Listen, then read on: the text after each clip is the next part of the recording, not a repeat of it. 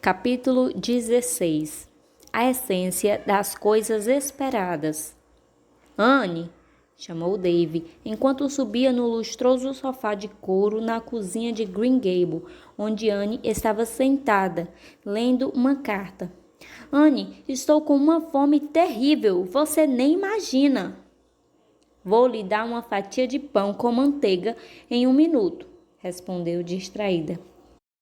A carta, evidentemente, continha notícias empolgantes, pois as bochechas dela estavam da cor das rosas do grande arbusto lá fora, e seus olhos cintilavam de uma forma que só os olhos de Anne eram capazes.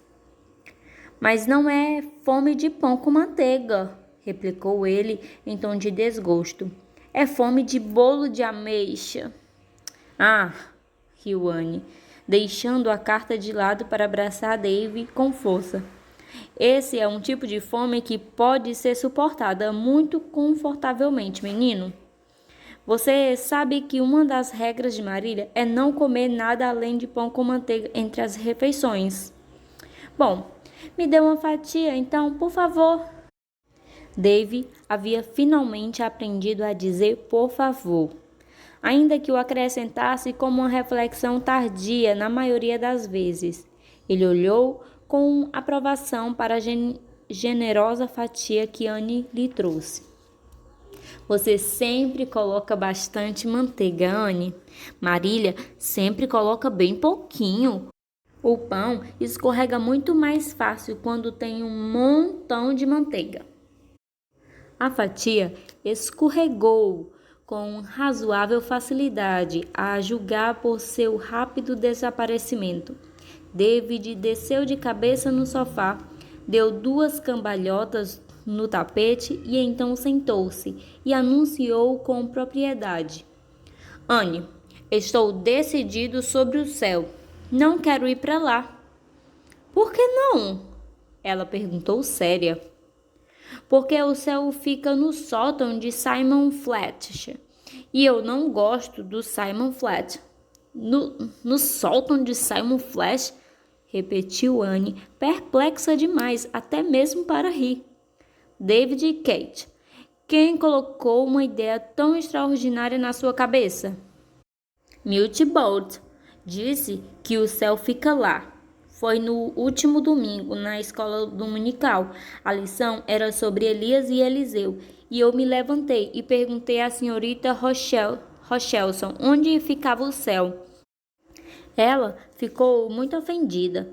Ela já estava irritada de qualquer forma, pois quando nos perguntou o que Elias deixou para Eliseu quando foi para o céu, Milt Bolt respondeu, suas roupas velhas. E todos nós rimos antes de pensar. Queria ser capaz de pensar primeiro e agir depois, pois dessa forma eu nem agiria. Mas Milt não queria ser desrespeitoso, ele só não conseguiu pensar no nome das coisas. A senhorita Rochelson me respondeu que o céu é onde Deus está e que eu não devia fazer esse tipo de perguntas. Milt me cutucou e sussurrou. O céu fica no sótão do meu tio Simon. E eu vou explicar tudo no caminho de casa. Então, quando estávamos voltando, ele me explicou. Milt tem jeito para explicar as coisas, mesmo quando não sabe nada sobre um assunto. Ele inventa um monte de coisa e daí você recebe a explicação de qualquer maneira. A mãe dele é prima da senhora Simon e ele acompanhou ao funeral de sua prima Janice Ellen. O ministro falou que a menina tinha ido para o céu, mas Milt disse que ela estava deitada no caixão, bem na frente deles. Mas ele acha que carregaram o caixão para o sótão depois. Bom, quando Milt e a mãe dele subiram a escada para pegar o chapéu dela, depois que tudo terminou, ele perguntou onde fica o céu para onde Jane Ellen tinha ido. E a mãe dele apontou exatamente para o teto e disse, lá em cima. Milt sabia que não existia nada além do sótão em cima do teto, então foi assim que ele descobriu. e desde aquele dia ele está com um medo danado de ir para a casa do tio Simon. Jane pôs David sentado em seu colo e fez o melhor que pôde para desembaraçar aquele nó teológico. Ela tinha muito mais preparado para essa tarefa do que Marília, pois recordava sua própria infância e tinha uma instintiva compreensão das ideias curiosas que uma criança de 7 anos tem sobre assuntos que são obviamente muito claros e simples para adultos. Ela havia acabado de ter êxito ao convencer David de que o céu não ficava no sótão de Simon Fletcher, quando Marília voltou do jardim, onde ela e Dora estiveram colhendo ervilhas.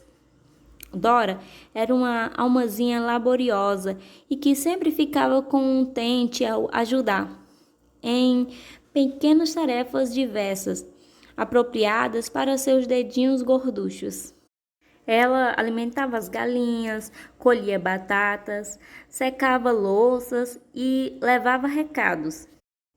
Era aciada, fiel e obediente. Não era preciso lhe dizer 2 vezes como fazer alguma coisa e nunca se esquecia de nenhum dos seus pequenos deveres. David, ao contrário, era descuidado e desatento, mas nascera com a inata virtude de se fazer amar. Jane e Marília o amavam mais, enquanto Dora descascava as ervilhas orgulhosamente e David fazia barquinhos com as cascas, com mastros feitos de fósforos e velas de papel.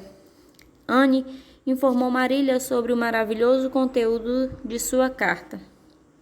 Oh, Marília, o que você acha? Recebi uma carta de Priscila dizendo que a senhora Morgan está na ilha e que, se fizer bom tempo, na quinta-feira elas virão até Avonlea.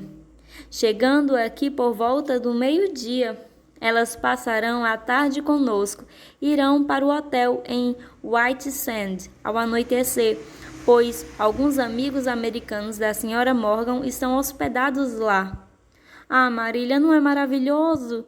Mal posso acreditar que não estou sonhando.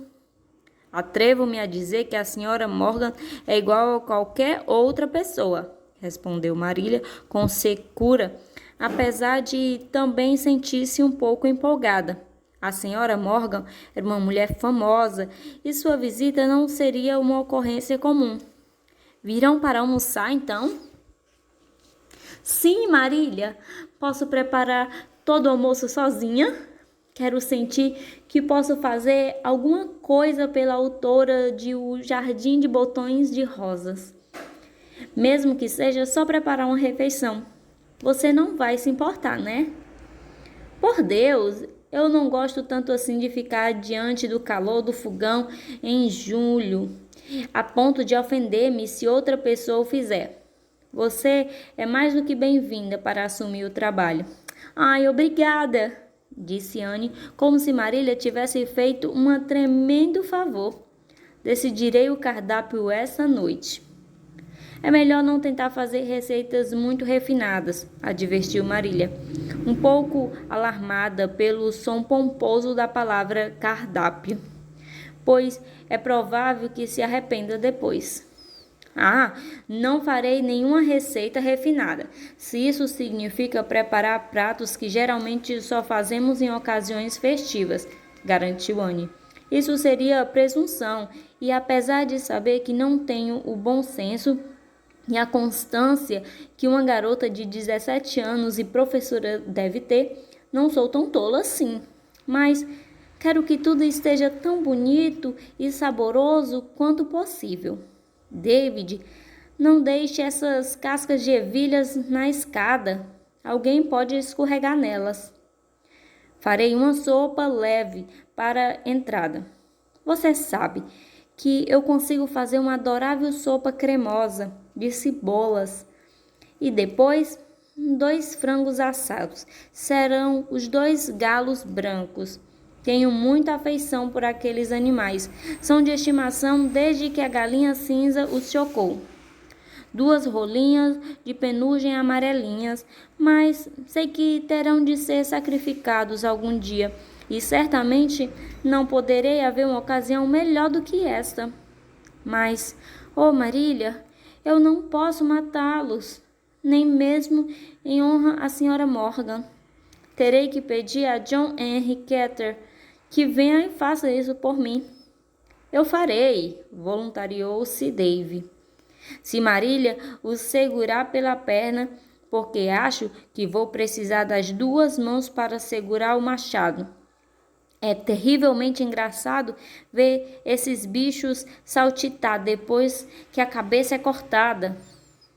Depois servirei ervilhas e feijões, purê de batata e salada de alface, continuou Anne.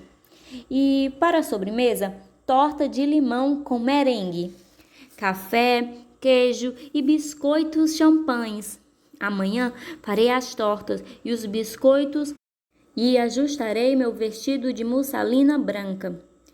E preciso avisar Diana esta noite, pois ela vai querer arrumar o dela. As heroínas da senhora Morgan estão quase sempre usando roupas de musselina branca, e Diana e eu decidimos que seria assim que nos vestiríamos se algum dia a conhecêssemos.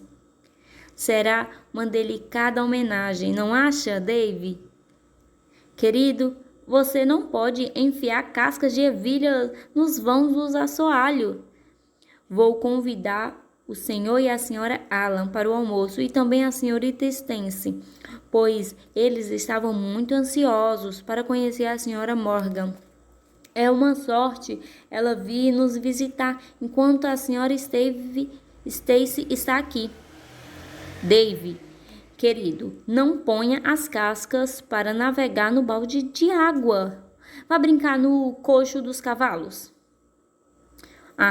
Espero que o tempo esteja bom na quinta-feira. Acho que estará, pois quando o tio Aper foi ver o Sr. Hanson ontem à noite, falou que iria chover praticamente a semana inteira. Este é um bom sinal, concordou Marília. Ao cair da noite, Anne foi até Ocean Slope para contar as novidades a Diana, que também ficou muito empolgada. Elas discutiram o assunto sentadas no balanço debaixo do grande salgueiro no Jardim dos Berries. Oh, Anne, não posso ajudá-la a preparar o almoço? Implorou Diana. Você sabe que faço uma esplêndida salada de alface. É claro que pode, assentiu Anne com altruísmo. E quero que me ajude a fazer a decoração. Quero que a sala de visitas fique simplesmente como um caramachão florido. E a mesa do jantar será decorada com rosas silvestres. Oh, espero que tudo corra bem. As heroínas da senhora Morgan nunca se envolvem em confusões, nem são pegas em desvantagens e são sempre tão autoconfiantes e tão boas donas de casa. Elas parecem ter nascido com o dom de ser boas donas de casa. Você se lembra do que, em dias de Edgewood, Gertrudes cuidava da casa do pai quando tinha apenas 8 anos de idade? Quando eu tinha 8 anos, mal sabia fazer alguma coisa, exceto cuidar de crianças. A senhora Morgan deve ser uma sumidade em se tratando de meninas. Tendo escrito tanto sobre o assunto, e eu quero muito que ela tenha uma boa impressão de nós. Já imaginei tudo de diversas maneiras, como ela é, o que dirá e o que eu direi. E estou tão nervosa sobre o meu nariz. Existem 7 sardas, como você pode ver. Elas apareceram no piquenique da SMA, quando saí para o sol sem o meu chapéu. Creio que seja muita ingratidão me preocupar com elas, em vez de ser gratas por não estarem espalhadas por todo o meu rosto, como um dia já estiveram. Mas eu queria muito que não tivessem aparecido. Todas as heroínas da senhora Morgan têm uma tez perfeita. Não me lembro de nenhuma com sardas. As suas sardas são muito mais notáveis, confortou Diana. Tente aplicar um pouco de suco de limão nelas hoje à noite. No dia seguinte, Anne preparou as tortas e os biscoitos. Ajustou o vestido, varreu e tirou o pó de todos os cômodos da casa. Um procedimento completamente desnecessário, pois, como de costume, Green Gable estava impecável, do jeito que agradava tanto o coração de Marília. Mas Anne sentia que um único grão de poeira seria uma profanação na casa que teria a honra de receber a visita de Charlotte. E Morgan limpou até mesmo o armário de tranqueiras debaixo da escada, embora não houvesse a mais remota possibilidade de a senhora Morgan ver o seu interior. Quero sentir que tudo está em perfeita ordem, mesmo que não seja para ela ver, Anne explicou a Marília. Sabe, em um livro Chaves Douradas, as heroínas Alice e Louisa tomaram como lema aquele verso de Longfellow. Nos grandes dias da arte, construtores forjavam com sumo cuidado cada diminuta e invisível parte, pois os deuses tudo veem. Por isso, elas sempre esfregavam as escadas do porão e nunca se esqueciam de varrer debaixo das escadas. Eu ficaria com a consciência pesada se soubesse que o armário estava desordenado quando a senhora Morgan esteve aqui em casa.